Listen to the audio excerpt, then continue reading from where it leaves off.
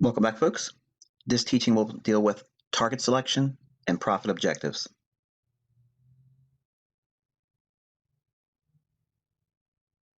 Okay, target selection and profit objectives.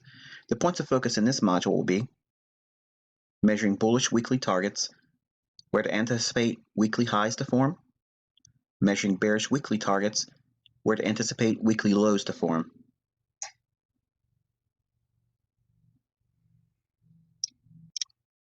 Okay, folks, we're going to look at the examples I just shown in the previous teaching, the weekly bias. And we're going to assume again that our analysis led to a bullish analysis for this week under study here. And before we even consider running target measurements from the intraday price action each day, we have to have a premise in mind that sets the tone for this market to be bullish ahead of the weekly beginning or Sunday's opening. So we're going to scrub over to the left of our price action here. And you can see we have the impulse leg here to the high. So we're going to run our fib on that using the lowest body open or close to the highest open body or close. Right there. Okay. Now we're going to put some horizontal lines in because these are objectives that could happen going into the new week, because as the market was closing here, it started trading on Sunday, declined Monday, and then Tuesday creating a beautiful hit on the 70.5 level for optimal trade entry. And we're going to put it on target 1, and I'm going to put it on target 2 up here, and I'm going to put one more at symmetrical price swing. So these will be our objectives relative to this price swing. Okay, since we're trading with a longer term idea in mind, we want to be looking for the move beyond this swing high to what levels it may reach for. Okay, so it's target 1, target 2, and then symmetrical price swing. So at that, we're going to take the fib off, and now we can go back zoomed in and look at some of the measurements we're going to do on the individual days. Now these levels will be, in my mind, going forward based on the previous swing. Okay, so now we have our chart back the way it was before. Looking at those projections. Now we have Sunday's opening here. Market drops down. Again, I've already mentioned in the weekly bias video, I'm not really concerned about Monday's trading. I want to see if I'm bullish, a move moving lower on Tuesday. So now we can take a look at some of the measurements in addition to and see which ones line up. So the bulk of what I'm going to teach you here is an overlapping or confluence of Fibonacci levels in the form of extensions. Okay, so right away we have this high back here that price has been moving lower from. What I want to do is incorporate that with a projection from that low here on Tuesday up to the highest body open or close here. And I got to put this actually a little bit, there you go, right there. So I'm looking at the body to body in this price swing.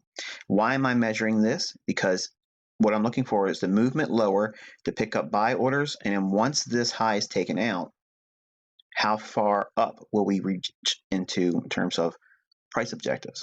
Okay, so and then I start looking for overlaps. We're kind of close with this target 2 to this one, but not that close.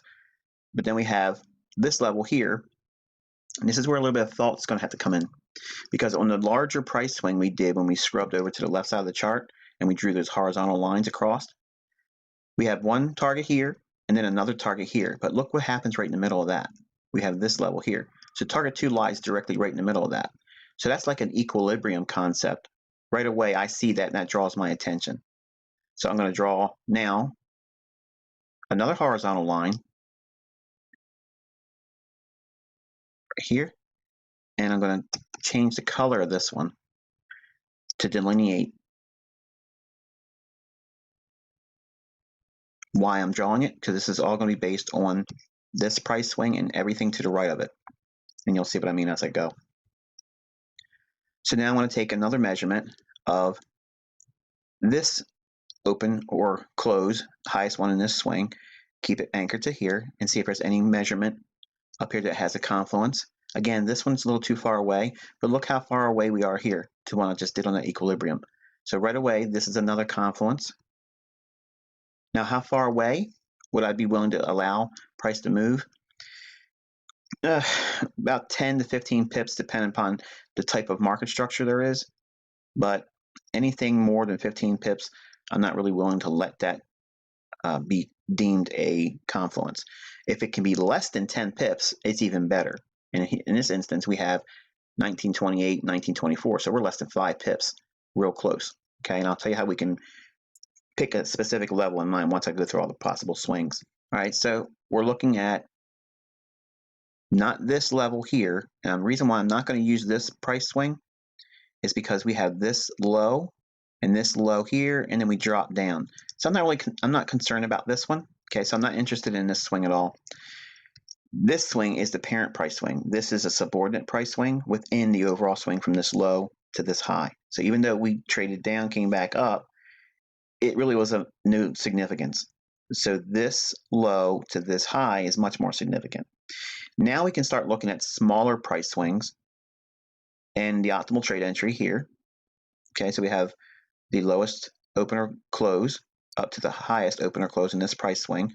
Price comes down, hits the 62% retracement level, optimal trade entry, and we start looking for extensions.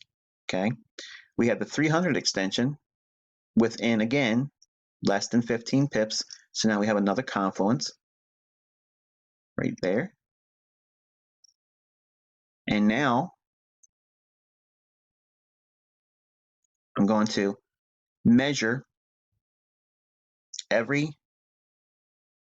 price swing that moves lower. So every price swing down, I'm going to measure that.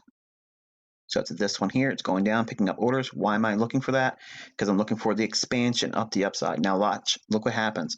Now we start seeing an overlap here. So we have one confluence here at that level.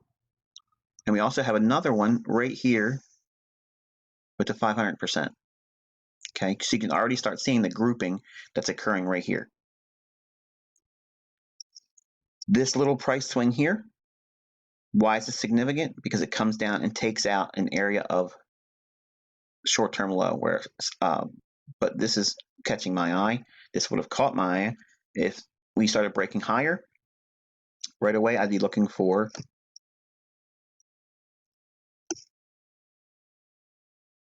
the highest body, the close. I'm sorry, the highest and lowest opener close relative to each swing high and low here. And I'd look for another extension, and we don't need to draw another one because it's right on here. It's 200 extension. Okay, and there's really no confluence that need to be drawn here. So we can see that there's room to justify this level here. This would be a target, but we have a lot of grouping right up in this area here. So now what I'm going to do is I'm going to take that and just highlight it. Now I don't draw these boxes on here or these rectangles when I'm doing this. I look for just the levels, and I can start keeping an eye on where they're starting to group. Now once we have an area where they start to converge here and then over here, right away we're below that price level as we're coming up. So this is going to be a nice objective to reach for, which is basically the 119 big figure, because if you 118.98, you can go 2 more pips just with just a spread or chaotic price action would take us right up into that 119 big figure. If that trades through, then we'd be looking for an area in here where all these overlaps start to take place. So now I'm going to take all of the horizontal lines off to make it a little bit cleaner. And we can see that the lowest point that level confluence started was 119.24. And then we have the highest point comes in at 119.35. So you're stuck with the decision rather to go with what level are we looking for. And here's your choices. You can be conservative and get out at the 20 institutional level right before all those confluences agreed. You can get at 119.25.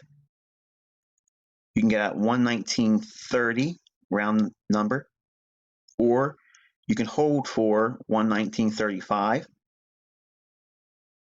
because there are 5 levels, 0 levels, and obviously the 119.20 is institutional level, waiting for the confluence of target 2. So this is target 2 on that price swing we had relative to this swing here. So all I'm doing is measuring all of the possible overlaps of the Fibonacci and looking for an agreement on a specific area. Then I'm either picking a 5 level or a 0 level. The closer I can get to an institutional level, the better.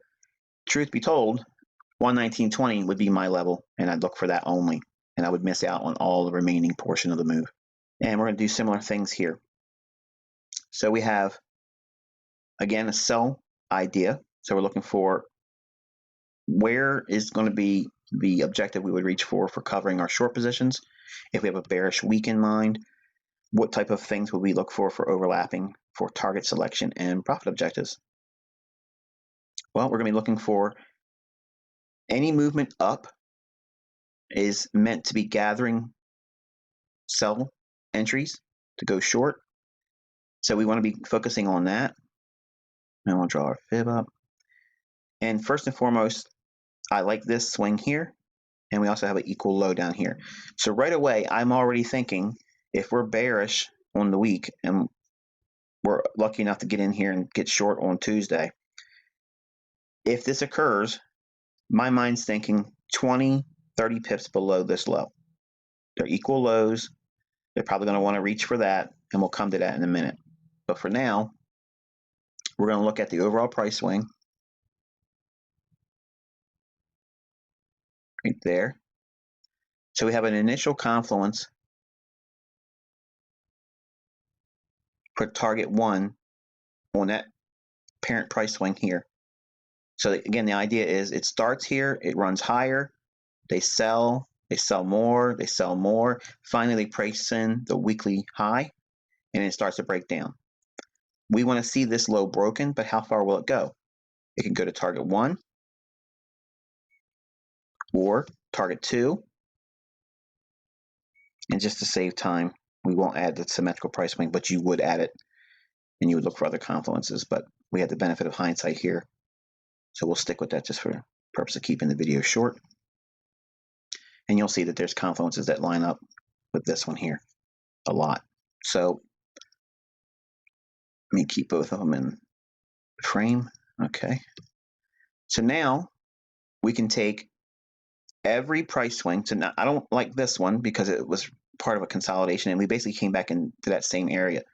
So I want to look at the lowest open or close here to this open or close in the swing high up here. And right away, we can see another symmetrical price swing overlapping. So this is what I'm saying. It takes a little bit of work and thinking to figure out which levels you're going to be aiming for. And now we can start doing Fibonacci extensions on the optimal trade entries. So we have 300 extension down here. So we can look for that level right there. And we have another optimal trade entry. I'm going to use the bodies of the candle. Lowest body candle here. And highest open or close on this swing here. Optimal trade entry sell on Wednesday, leaving the opening on the week. Start to expand. Then we have 200 extension down here. Right there. And we're a little too far away, in my opinion, for this one to line up. So again, all the groupings still around this level here. And we're also going to look at this swing right there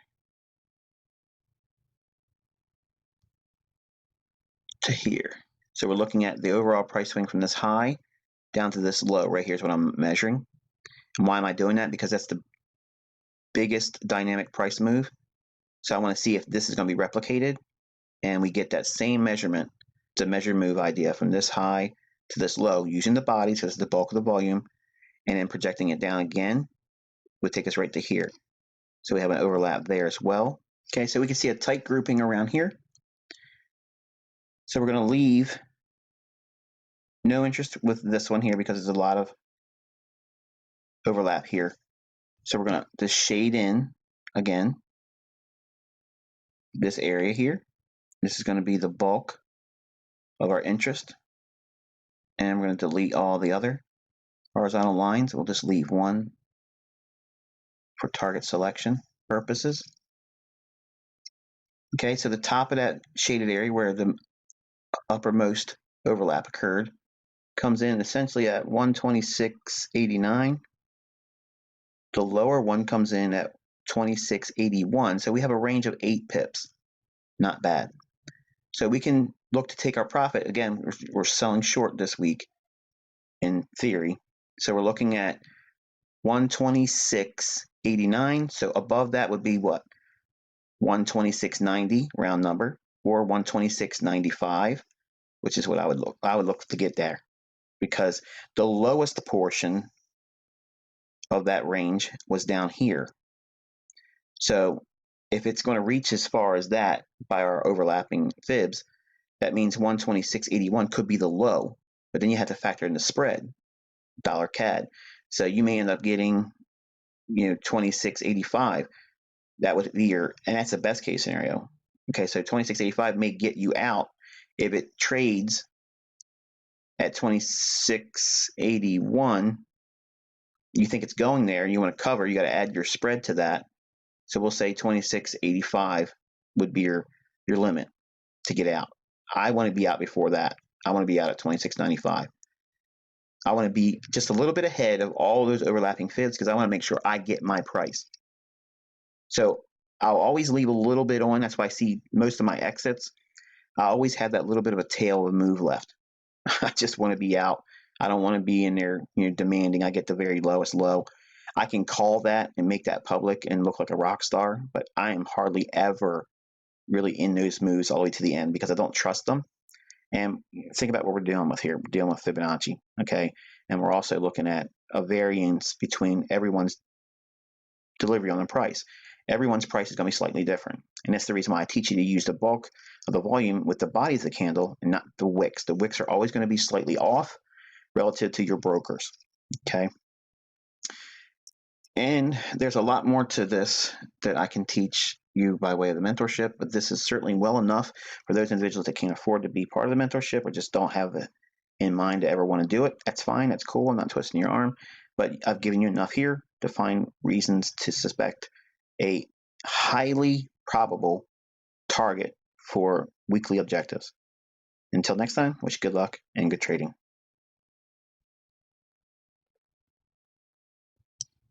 Hopefully you enjoyed this presentation. If you'd like to find more, you can visit my website at theinnercircletrader.com.